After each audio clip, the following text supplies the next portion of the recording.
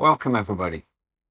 Well, since personal qualities and a strong sense of self-identity founded upon core values are going to be so important to the chances of our young people being happy and able to flourish in the challenging context that lies ahead of them, I thought today I would spend a little time reflecting on our three school values. In my previous school, I led a process to refine and reshape our school values, and it may be interesting to note where we actually ended up, because we ended up with honesty, especially with oneself, empathy with those we interact with each day, and leadership in service to the communities we live and work in. Note the similarity. Here at the British School, we have integrity, compassion, and determination. I really like the choice of the word integrity. It implies to me so much more than notions of merely telling the truth or not cheating. It suggests that what lies beneath the words and actions of someone with integrity is true and good. Interesting also to note the link to ideas of wholeness and completeness. An integer is a whole number. Something that is integral is whole and essential. Perhaps this says something to us about the damage that we cause to our self-esteem when we are dishonest. Compassion is also a great word, isn't it? It seems somehow more emotive than empathy, which I like. And it also suggests an active response to the feeling of sympathy that we have for someone, of going beyond merely emotional reaction.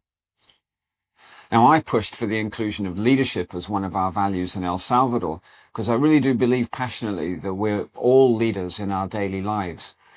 For me, doing the right thing, especially when it's difficult and even when no one's looking, is leadership. And by it, we make the world a better place.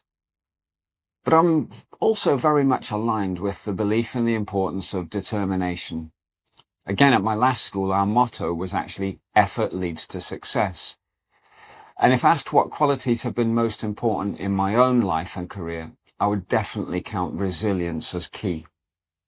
So, our values of integrity, compassion, and determination are great choices. But how do we ensure that we really live them?